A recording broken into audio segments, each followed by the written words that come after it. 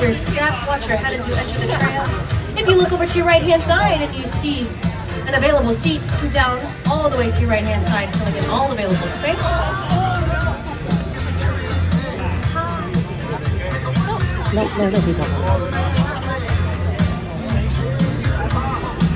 All right, everyone, we'll get out of here in just a few moments here. If you have any little ones whose feet don't quite touch the floor, now's a good time to move them towards the center of the tram. Have somebody to take this. I'm really excited about this event here. Only day 2 and it's so much fun. All right, everyone, looks like they're closing those gates, so watch your arms and legs. And we are on the move. Wave goodbye to everybody. Bye. See ya.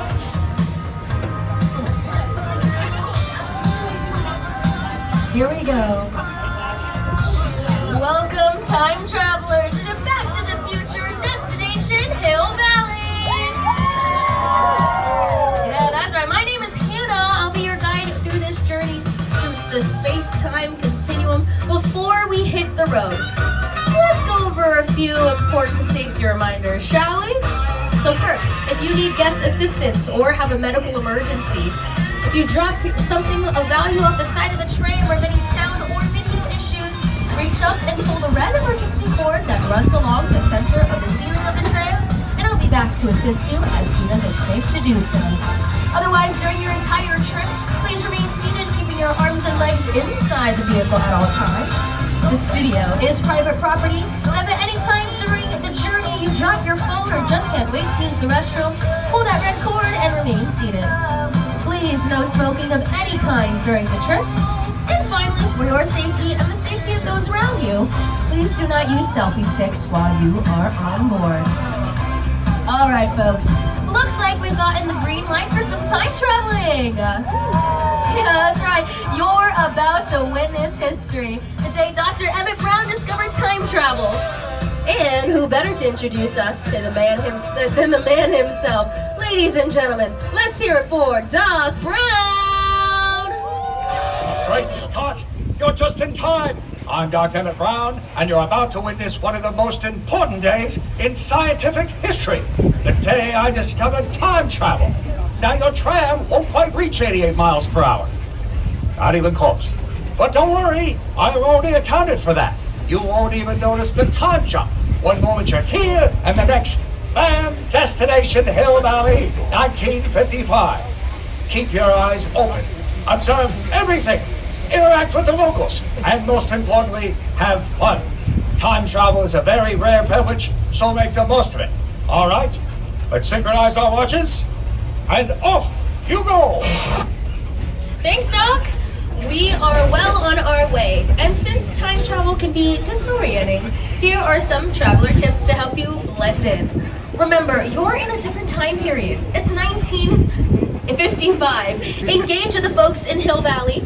If you recognize a familiar face, don't hesitate to follow them. This is your chance to experience history firsthand. And don't be shy. Join in the local events, dance, and get involved.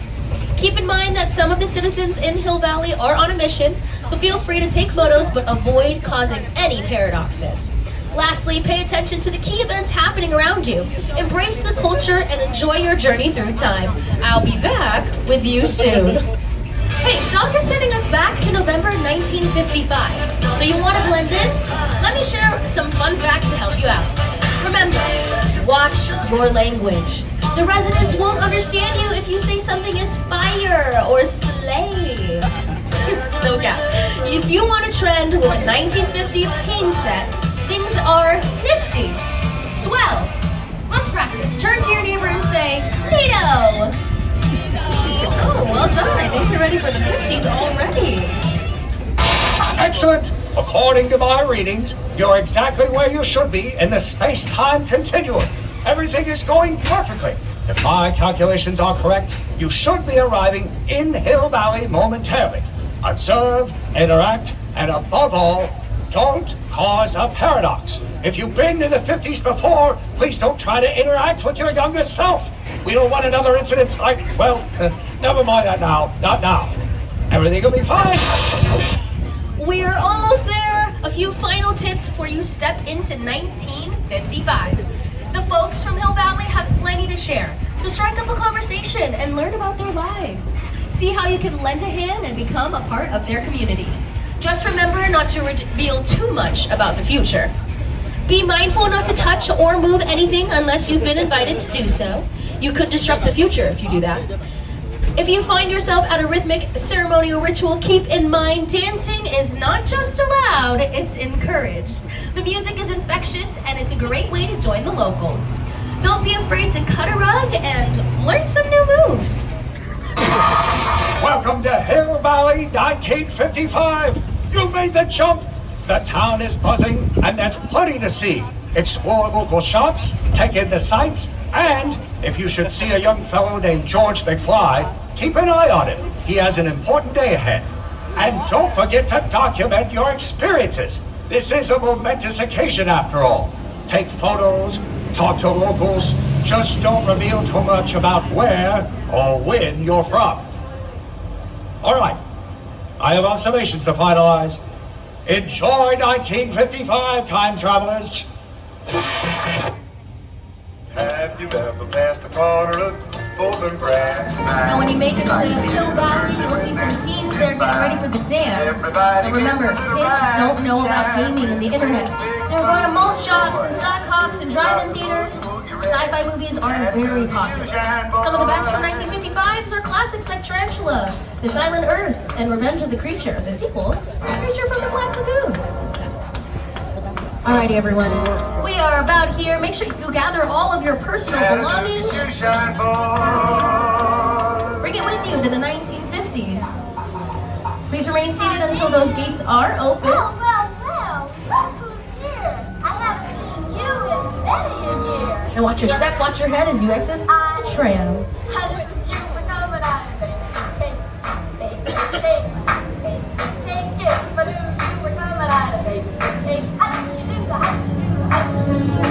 Had you got me a letter, I'd hire a band, band. In the land, had you got me a letter, I'd hire a band. Alrighty, everyone. Here's your I stop. don't know where you came from. You're gonna make your way towards the back of the tram. It really doesn't matter, grab a chair and go. Have fun in Hill Valley. If I knew you were coming out again, hire a band. Nothing saying. If I knew you were coming out again, how did you do that? How did you do that? How did you do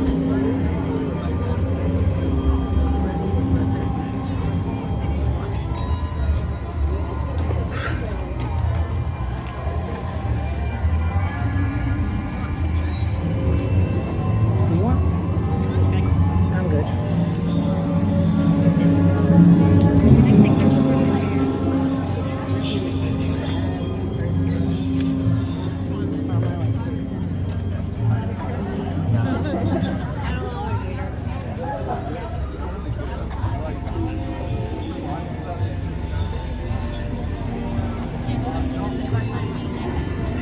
Sorry.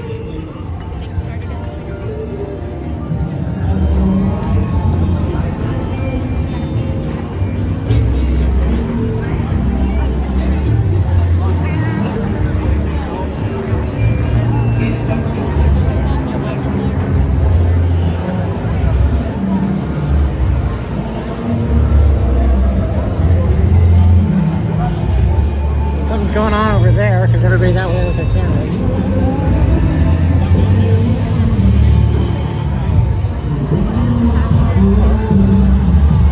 The band is playing.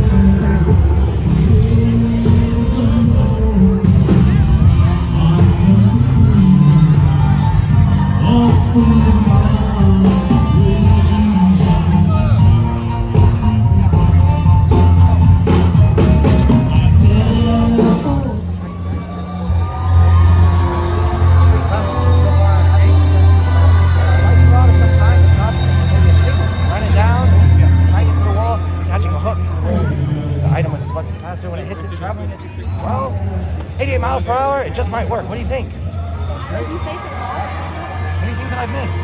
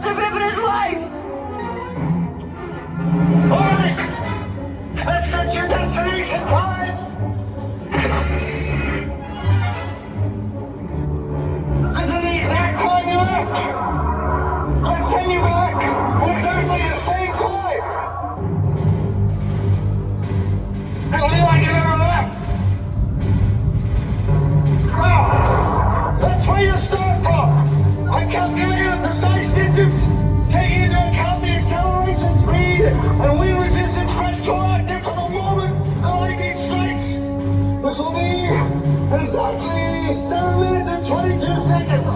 When this alarm goes off, you hit the gas.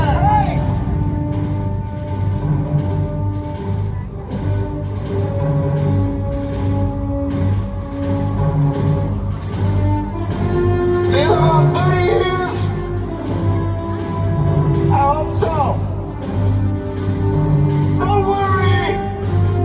As long as you hit that wire with a connecting hook at precisely 88 miles an hour, the instant the lightning strikes the tower, everything will be fine.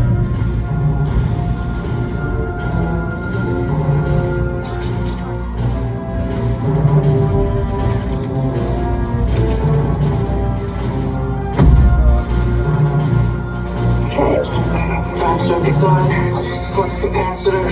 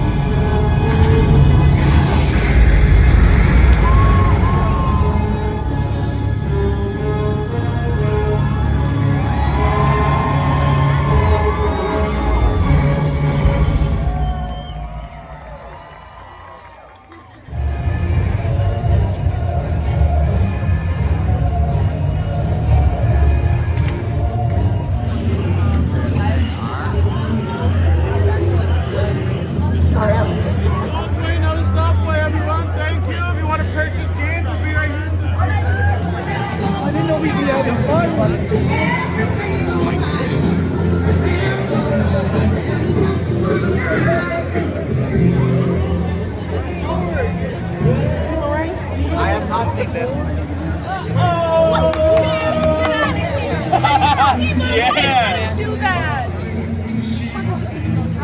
I know, set him straight.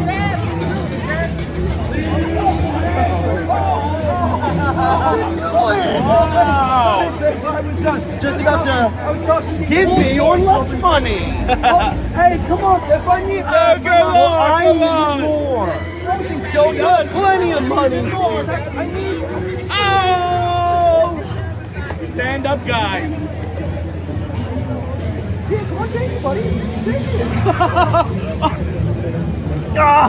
I got it.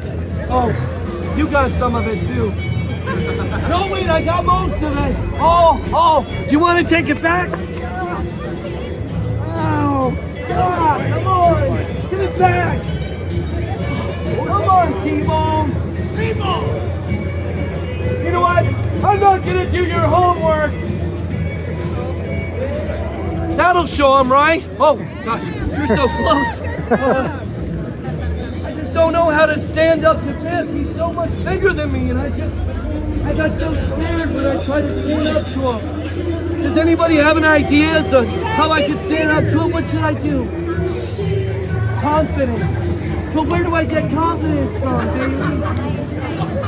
From inner strength. Oh, what do you use for...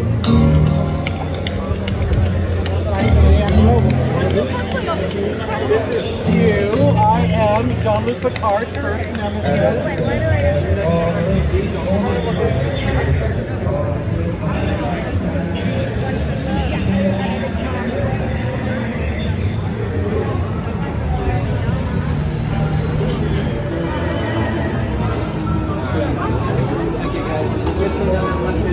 What's those arms on legs, everybody?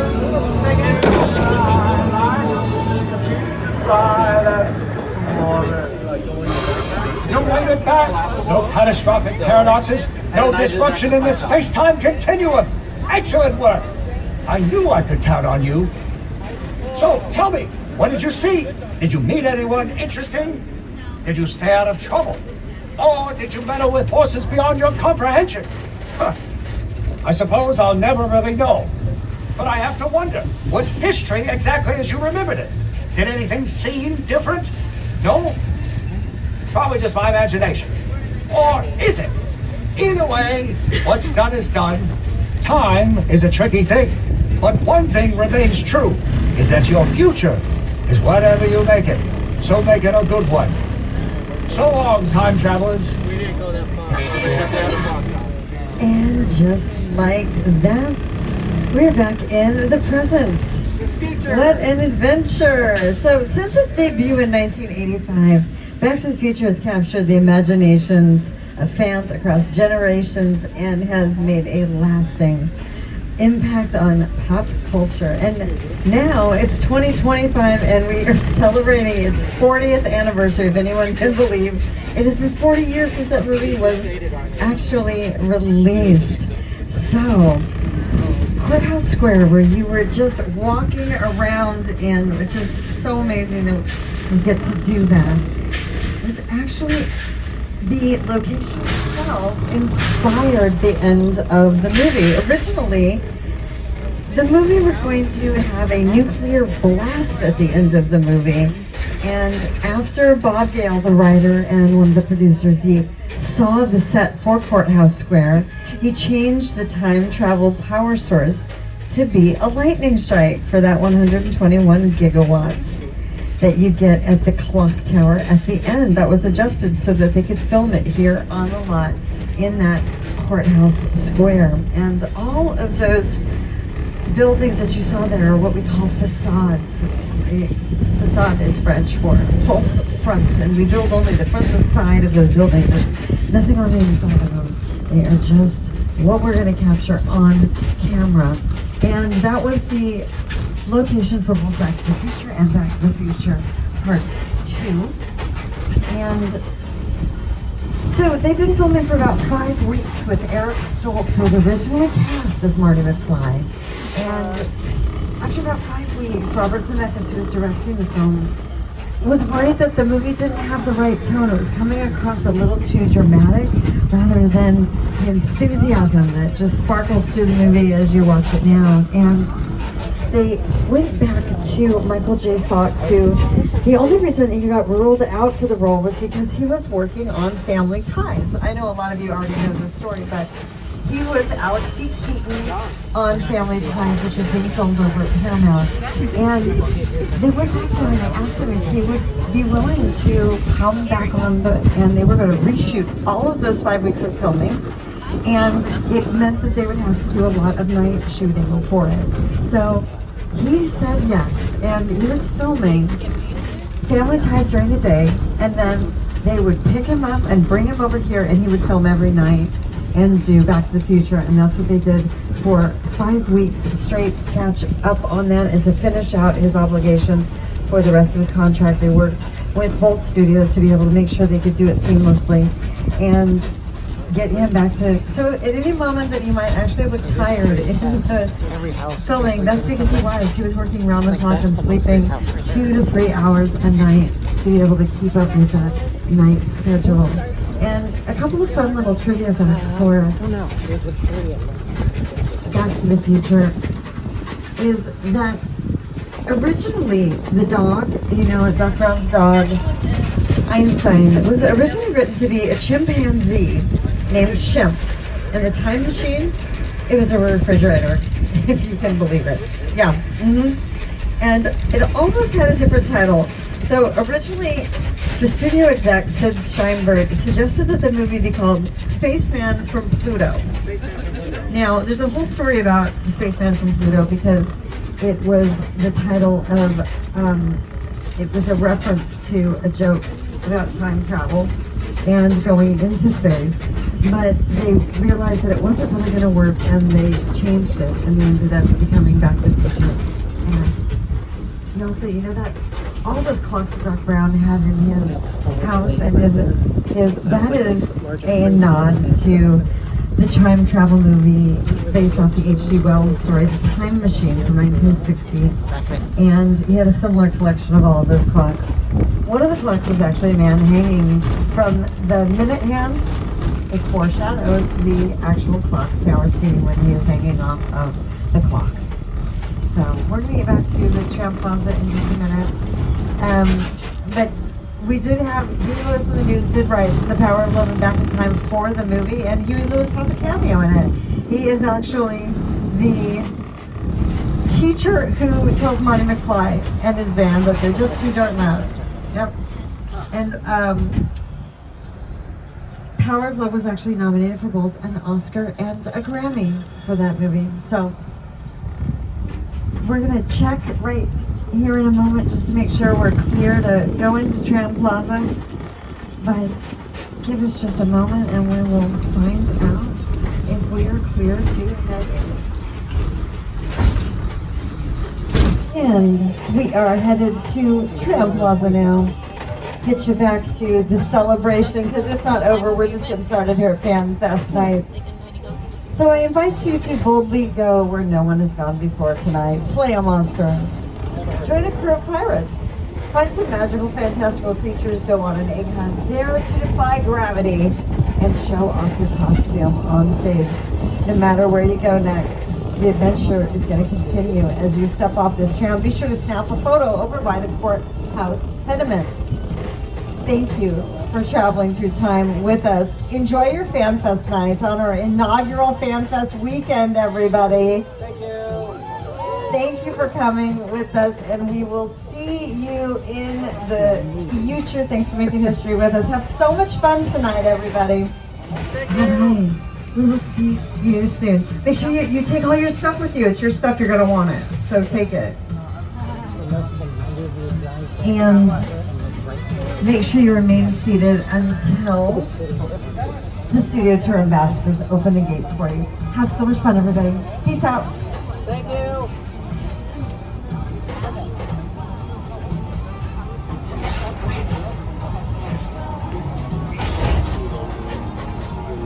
Oh, that's what she meant.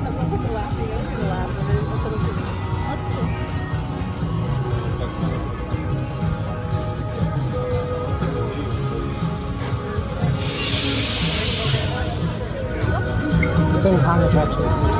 And the Fast and Furious one just closed. Watch out for the doors. Watch your arms, watch your legs. You step up to your left. Outside.